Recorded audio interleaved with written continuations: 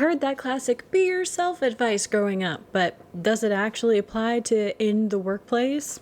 Turns out the answer might surprise you. In this video, we're going to be discussing what the experts say about if you should be disclosing your ADHD diagnosis in your workplace. We will discuss the reasons for disclosing, the reasons for against disclosing, and I'll give you my personal opinion on the matter. I don't claim to be an expert in ADHD, but I am a licensed mental health professional with a specialization in ADHD and my own lived experience. But we're not just going to stop there. I'm also going to give you my best tips for how to get that support in the workplace, otherwise known as accommodations, and how to do that without even disclosing that you have the diagnosis. There's some really important information towards the end there, so I hope you stick around. So we're actually going to start off with the reasons for not disclosing your ADHD diagnosis in the workplace.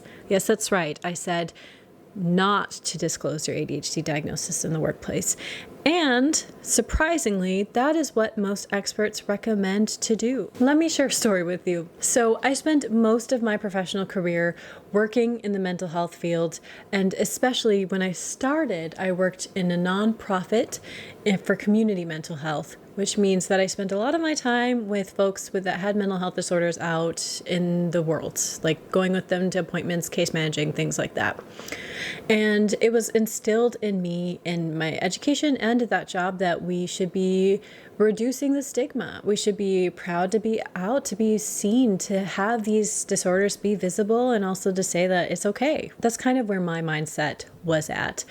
My nonprofit that I worked for, even, they had a model where the majority of the people who worked at that nonprofit also identified as having a mental health issue themselves. So they were peer run. So I was trained in my work that you should reduce stigma and it's okay to disclose. Imagine my surprise when I went to an interview, and I was very far along in this interview at this point, and I decided to disclose my ADHD, and that did not go well. It's not that they kicked me out of the interview, but their expressions went from being kind of excited and intrigued about what I had to say to kind of looks of like professional pity, and you could kind of tell that they just stopped listening to me, and I did not get that job. Unsurprisingly, did not get that job. That job was also in the mental health field, which is even more surprising, but I learned a pretty hard lesson during that interview, which is very much so. You should not disclose your ADHD diagnosis unless you absolutely have to. ADHD, even now, is largely misunderstood by the public, and those misconceptions can give employers just the wrong idea about you. I am not alone in that discovery, and I am shocked to say that most experts say do not disclose your diagnosis. In her book, Terry Matlen states the following: most ADHD experts suggest not disclosing your ADHD to your employer because, sadly, many will use that information against you. Some may think you are using your diagnosis as a way to avoid certain obligations and may pile even more work on you. Others might not believe ADHD exists and purposely reject your informal accommodation requests. Or they may become critical or dismissive of your disabilities. Some may even think that you're not able to handle the job because they have no real understanding of ADHD and simply see it as a liability rather than a possible asset. If they think it may inhibit good work, you may even be asked to leave. Yes, you could even lose your job. Other sources also state that even if your boss does know about the condition, they might not have the time or the resources to support you. Truly, this is not fair. I feel for you. And if you're watching this and you're struggling with trying to decide what to do and really needing support on the job, just know that you are not alone. Terry also went on to say this: picture yourself being on a team of divers tasked with documenting a shipwreck, but you're the only one without an air tank. That's what it's like for women with ADHD in the workplace. You are not alone. But if you're thinking, wait a minute, I thought you were also going to discuss the reasons why you should disclose your diagnosis, you're right, and there are occurrences in where disclosing is needed or desired. So let's talk about the two reasons for why you should disclose your ADHD diagnosis in the workplace. The first one is that you may want to feel seen or visible, or you might feel like you're withholding a very big and important part of yourself if you don't disclose it. And the second reason, which is probably the most common reason for disclosing, is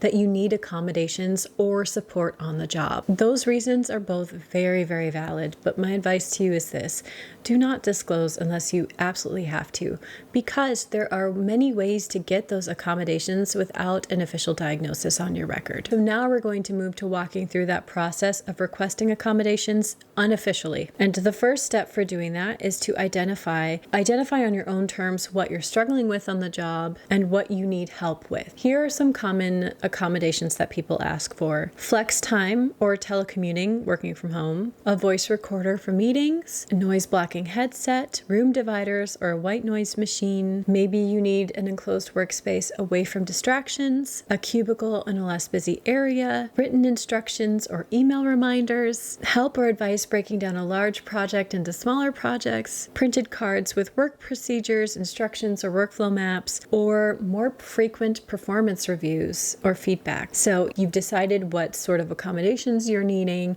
The next step would be to request those accommodations from your supervisor or boss. And the key here, and the probably the biggest takeaway from this process for you, is do not use the word accommodations at all. If you use the actual word accommodations, that is going to signal to your boss that they should start doing the official accommodations request process. That process includes an official diagnosis, and also you need to prove why the accommodations are needed to support that diagnosis. So do not even use the word accommodations. You can say that you need support. Here's what you're going to do. You're going to talk about specific supports you would like in order to be more productive on the job. Terry Matlen, the person that I was quoting earlier, also gives this example. I really want to do great work, but when coworkers are constantly interrupting me to tell me something, I get derailed and I can't do my best work. Is it okay if I sit in a different room to work on this project? So in that example, you're keeping it light, you're keeping it upbeat and productive and positive.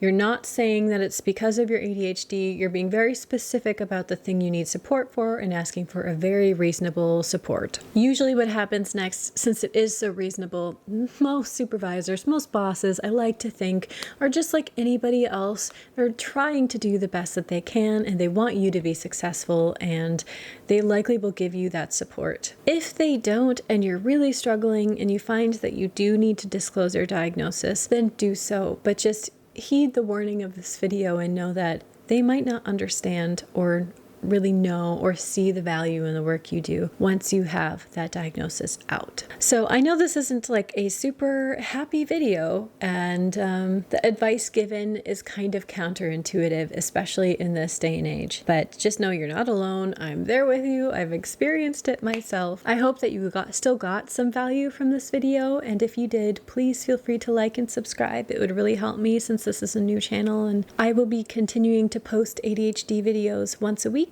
That is really all for today. So as always, be kind to yourself, be kind to others, and I will see you next week. Bye.